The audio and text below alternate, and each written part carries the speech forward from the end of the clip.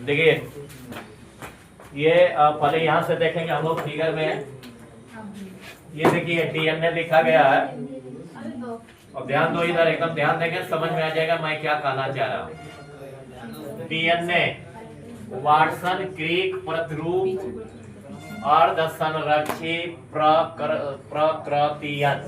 प्रकृतियन को हम अंग्रेजी में कहते हैं रिप्लिकेशन। वाटसन क्रिक का ये मॉडल है और इसमें जो श्रृंखला आ रही है ये श्रृंखला पैरेंट श्रृंखला है। ये श्रृंखला जो आ रही है इसको पैरेंट श्रृंखला बोलेंगे। पैरेंट का मतलब सब समझ ही रहे हो कि माता पिता। और इस श्रृंखला से जब ये श्रृंखला अलग हो रही है तो इस श्रृंखला पर न्यू स्ट्रैंड बन रहा है। ये क्या है, पुराना स्ट्रैंड है और ये क्या है, न्यू स्ट्रैंड है। तो जब नया स्ट्रैंड बन रहा है, पुराने स्ट्रैंड पर नया स्ट्रैंड बन रहा है, तो पुराना वाला क्या है, माता पिता हो गया और नया वाला क्या है, सन हो गया।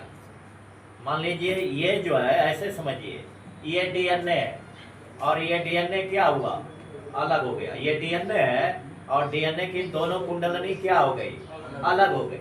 तो जब दोनों कुंडलनी अलग हो गई तो एक कुंडलनी पर उसका न्यू डीएनए बनेगा, डॉटर डीएनए बनेगा। इस पर क्या बनेगा, डॉटर डीएनए। इस पर भी क्या बनेगा, डॉटर डीएनए। तो एक से कितने डीएनए बने, दो डीएनए बने। एक से कितने डीएनए बने, देखिए इसको भी दिखा रहा है, उसके बाद इसको बताएंगे। पहले इस मेथड को और इस मेथड को समझ लिया। देखिए ऐसे हम इसको कर दें, ये देखिए ये सब अलग अलग किया गया है। इसको देखा जाए, ये डीएनए मानिए, ये क्या है, डीएनए। आप कल्पना कर लीजिए, ये डीएनए अपने दिमाग में बैठा लीजिए, ये डीएनए है, क्योंकि डीएनए ऐठनदार होता है, जैसे फिगर से स्पष्ट है। ये डीएनए है और ये डीएनए क्या है, ऐठनदार है। इसके कितने बच्चे हुए, इसके कितने स्ट्रैंड बने, दो स्ट्रैंड। इसको मैं क्या कर दिया, अलग कर दिया। बात समझ में आ गई। ये डीएनए है और डीएनए के दोनों स्ट्रैंड क्या हो गए, अलग हो गए। इतना जल्दी अलग नहीं होते हैं, उसका प्रोसेस अलग पढ़ाएंगे। अब यहाँ कल्पना कर लीजिए कि दो डीएनए है, ये डीएनए एक है और ये डीएनए से दोनों स्ट्रैंड क्या हो गए, अलग हो गए। अब ये इस स्ट्रैंड को क्या कहेंगे, इस स्ट्रैंड को कहेंगे पैरेंट डीएनए। मैंने क्या कहा, इस स्ट्रैंड को क्या कहेंगे, पैरेंट। इस स्ट्रैंड को क्या कहेंगे, पैरेंट। जब पैरेंट कहेंगे तो ये अपना एक और स्ट्रैंड बना लेगा अपने आप, इसका टेम्पलेट बनाएगा और यह डीएनए तैयार हो जाएगा। देखिए ये अपना टेम्पलेट बना लिया, ये देखिए। अब ये देखिए, ये पैरेंट डीएनए, इसमें पैरेंट डीएनए का कलर बताइए। पैरेंट डीएनए का कलर क्या है लड़की, पैरेंट डीएनए का कलर क्या है, इसमें रेड है। और जो डॉटर डीएनए बना उसका कलर क्या है, ब्लू है। इसी को अर्ध संरक्षी कहते हैं। अर्ध संरक्षी का मतलब ये हो गया कि जब विभाजन होता है, डीएनए का द्विगुणन होता है, तो उसमें एक स्ट्रैंड फादर का होता है, माता पिता का, जिसको पैरेंट डीएनए कहते हैं, और एक डीएनए डॉटर होता है। तो ये क्या बन गया, कंप्लीट डीएनए बन गया। ये क्या बन गया, कंप्लीट डीएनए बना। किससे बना, ये किससे बना, इससे बना। एक से कंप्लीट डीएनए बन गया, एक से कंप्लीट डीएनए बन गया। बात क्लियर हो गई। ये डीएनए है और ये डीएनए क्या किया, रेप्लिकेशन किया। इसको प्रकृतियन कहते हैं। प्रकृतियन का मतलब इसका रेप्लिकेशन हुआ। रेप्लिकेशन का मतलब डीएनए का निर्माण हुआ। तो जब डीएनए का निर्माण होगा तो उसमें एक स्ट्रैंड, न्यू डीएनए जो बनेगा उसमें एक स्ट्रैंड कौन होगा, पैरेंट डीएनए का। इसमें भी एक स्ट्रैंड क्या होगा, पैरेंट डीएनए का। और एक डीएनए किसका होगा, डॉटर डीएनए का।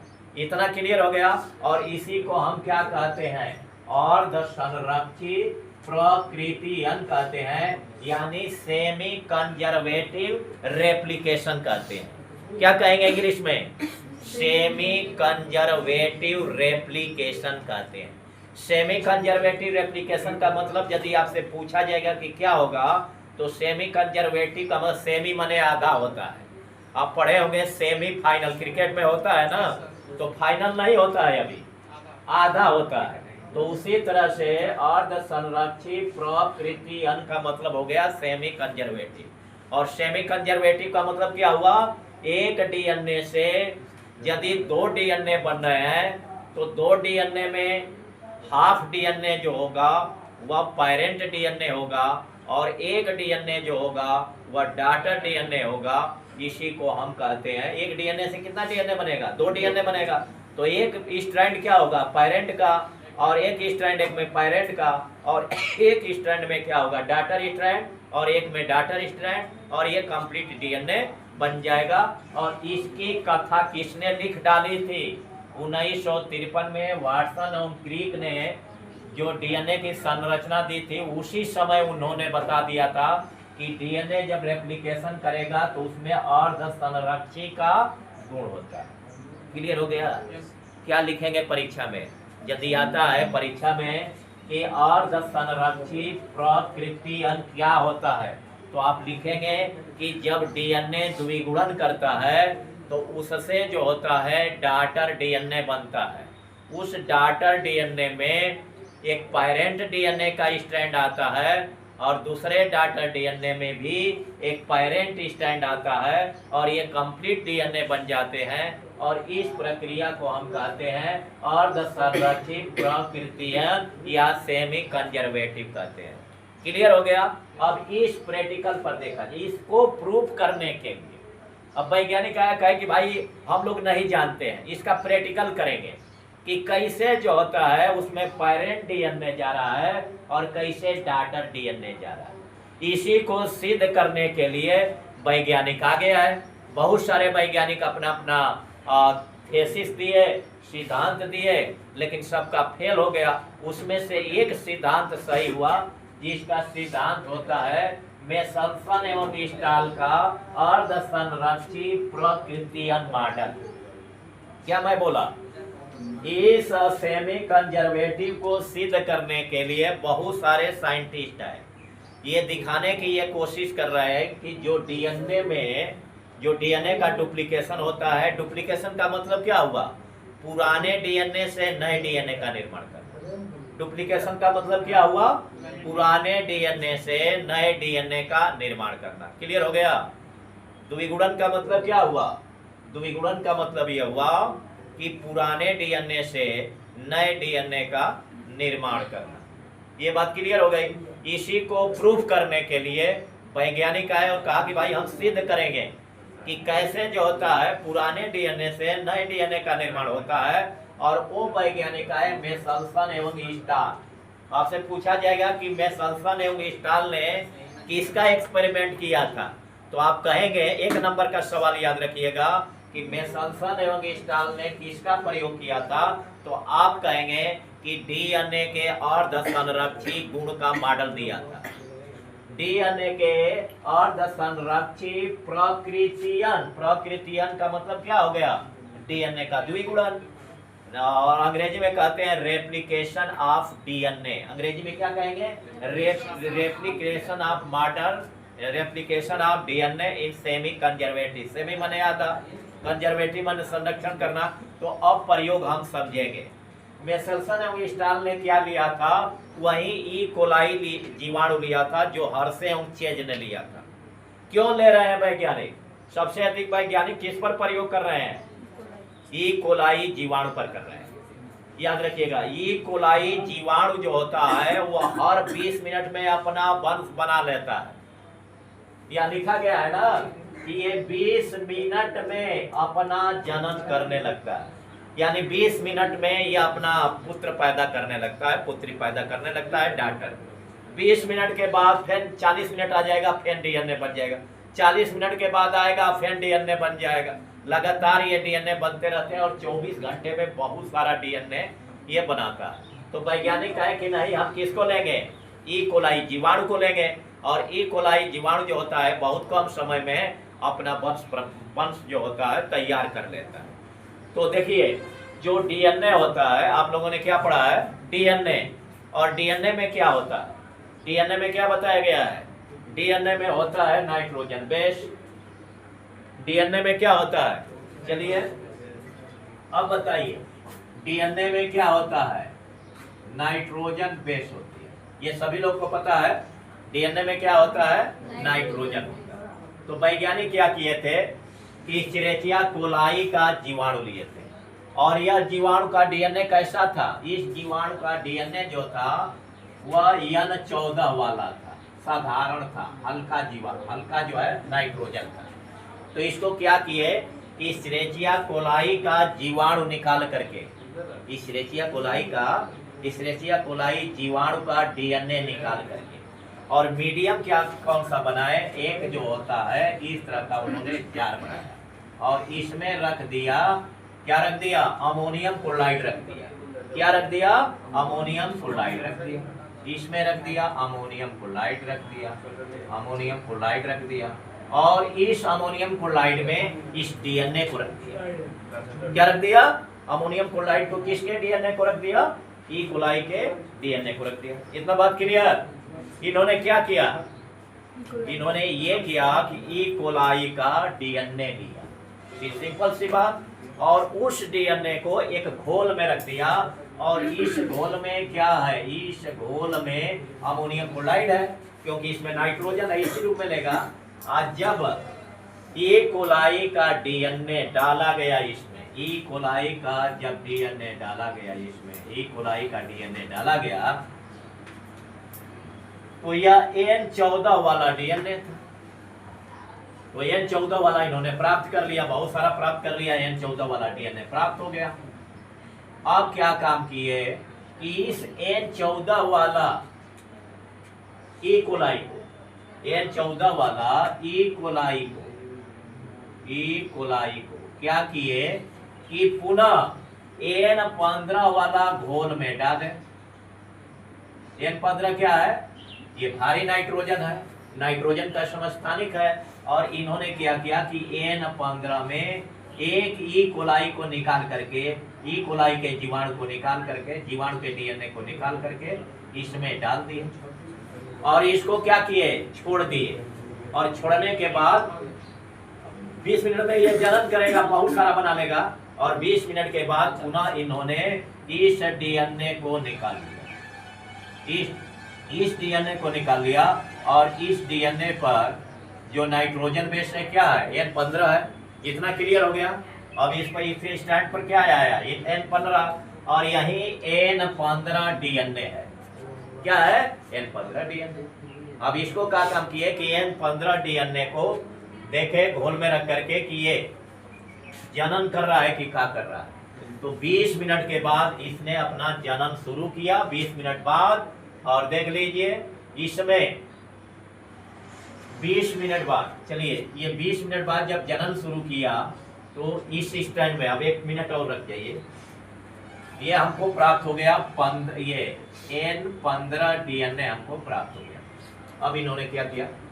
N15 जब डीएनए प्राप्त हो गया, तो फिर पुनः इन्होंने सोचा कि चलिए एक और हम एक्सपेरिमेंट कर रहे हैं, एक और एक्सपेरिमेंट कर रहे हैं, और एक घोल पुनः ले लिए अमोनियम क्लोराइड का घोल लिए, और इस घोल में उन्होंने 14 डाल दिया, पुनः पुराना वाला डीएनए जो डाला N14 डाल दिया, N14 का डीएनए डाल दिया, ये N14 का डीएनए डाला, तो देखा कि जो N15 वाला डीएनए है पुनः उसको किस में डाल दिया?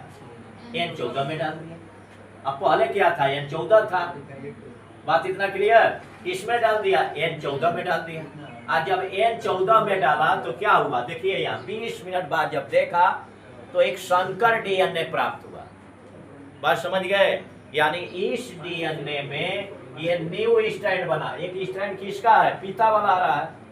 एक स्ट्रैंड ये किसका है? पिता का आ रहा है, ये पिता वाला है, और एक स्ट्रैंड न्यू बन रहा है, ग्रीन वाला। तो दो बन गए ना, एक पेरेंट वाला डीएनए बन गया और एक डॉटर डीएनए बन गया।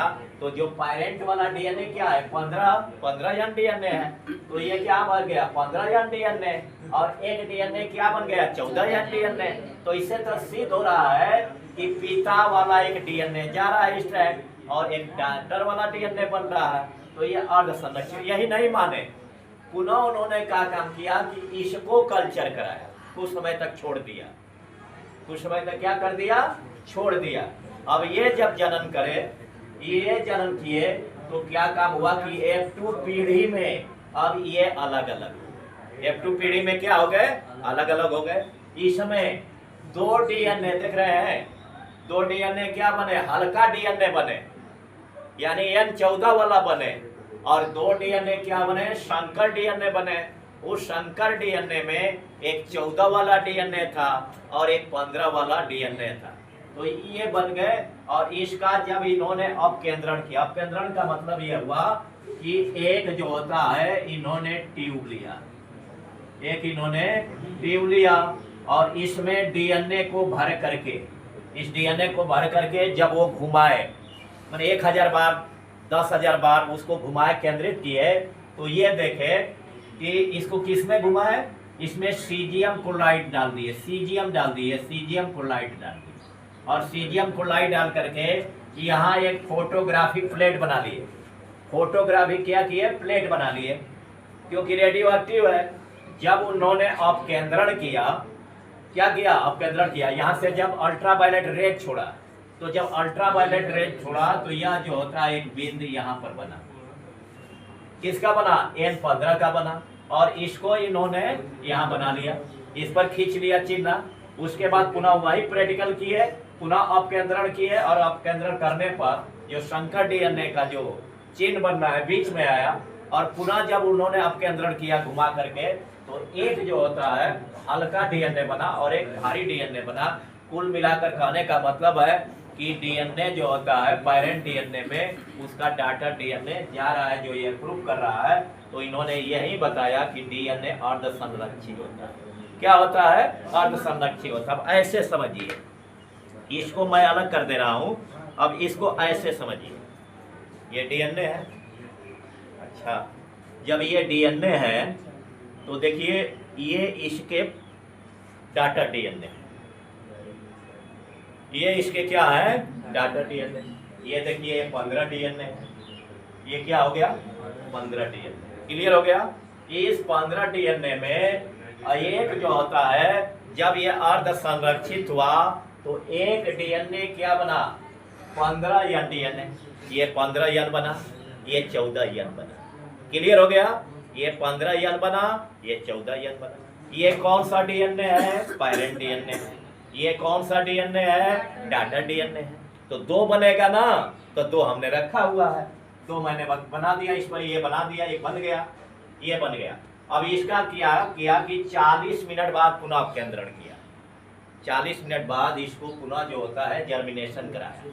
तो जब 40 मिनट जर्मिनेशन कराया तो देखिए क्या बना, ये जो बना, देखिए अब क्या बन रहा है। इसको हम लपेट दें थोड़ा सा, एकदम समझ में आ जाएगा। ये प्रैक्टिकल आप घर भी कर सकते हैं बड़े आराम से इसको समझने के लिए, ताकि आपको ये चीज़ समझ में आ जाए। ये देखिए 2 मैं ये बना लिया, और 2 ये बन गया, और एक ये बना दे रहा है, एक ये बना दे रहा है। देखिए ये भी समझ में आ जाएगा, ये हो गया।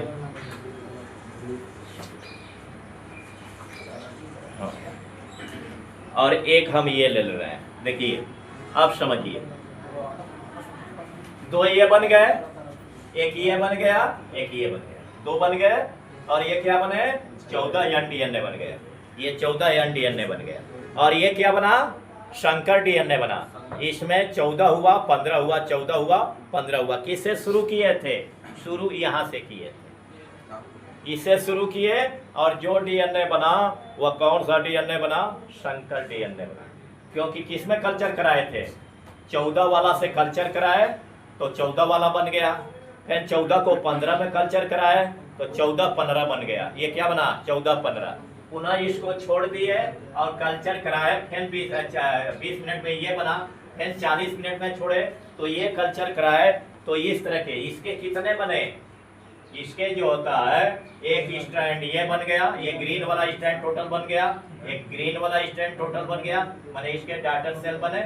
और उसके बाद इसके 2 बन गए, तो ये जो होता है ये इसमें मिक्स खा गया और ये इसमें मिक्स खा गया। तो ये 4 डीएनए बन गए।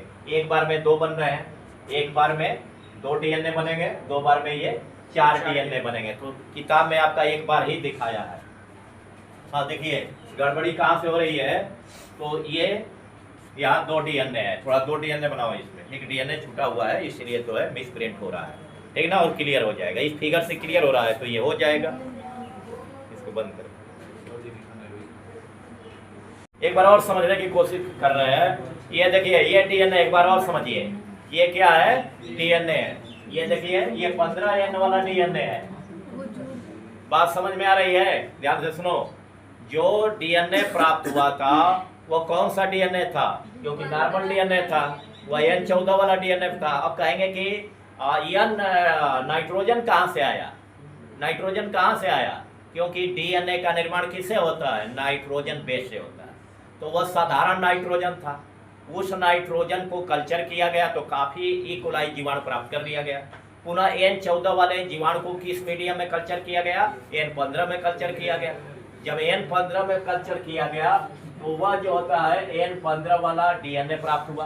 क्या प्राप्त हुआ, N15 वाला डीएनए प्राप्त हुआ। अब इस N15 वाले डीएनए को N14 वाले डीएनए में प्रयोग किया गया तो ये संकर डीएनए प्राप्त हो गया। देखिए जब इसको किसमें कल्चर किया गया, N14 में, इसको किसमें कल्चर किया गया, N14 में। और जब N14 में इसको उगाया गया तो यह 2 प्रकार का डीएनए, एक से कितने प्रकार का डीएनए प्राप्त हुआ, 2 प्रकार का डीएनए प्राप्त हुआ, जिसमें इस डीएनए को क्या कहते हैं, संकरित डीएनए कहते हैं। क्या कहते हैं, संकरित डीएनए। अब हम कैसे जानेंगे कि संकरित प्राप्त हुआ, यह भी कारण है। तो इसको सीजियम क्लोराइड में डालते हैं।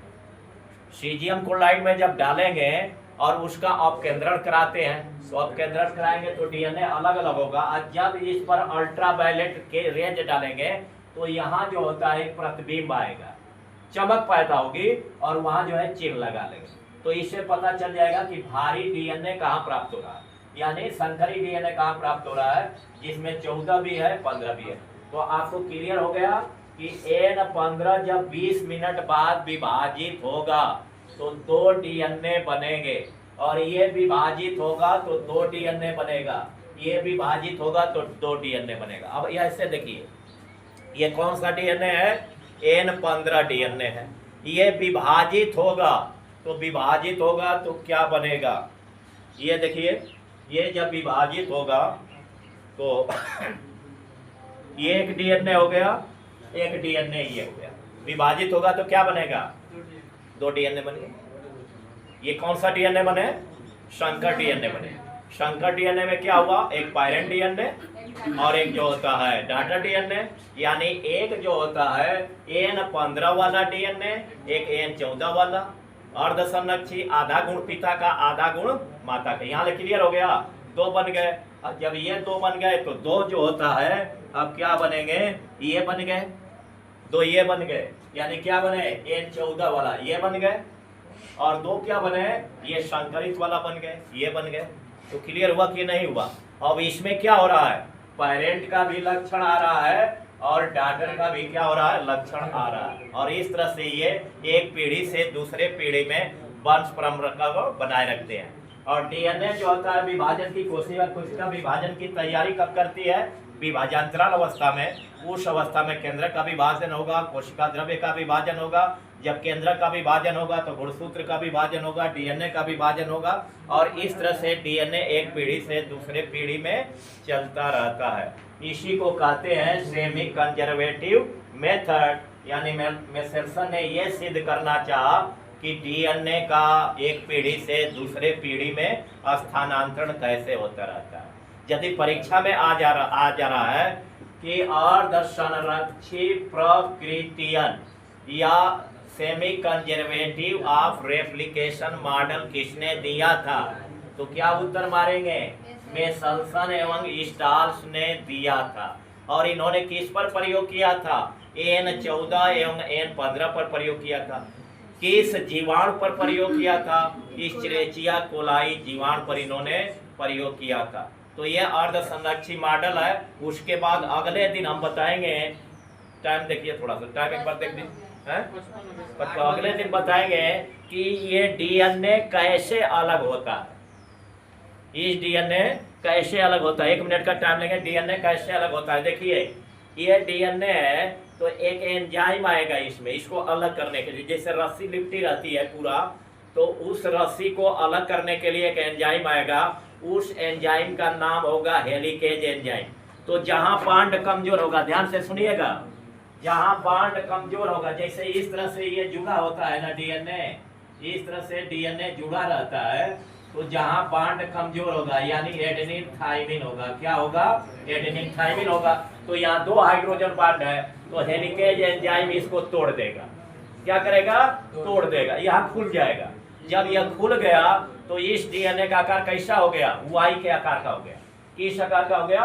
वाई के आकार का हो गया। अब दिक्कत पड़ेगी कि 3 बॉन्ड आएगा। कौन सा बॉन्ड आएगा? 3 बॉन्ड आएगा। तो 3 बॉन्ड के लिए अधिक ऊर्जा की जरूरत पड़ेगी।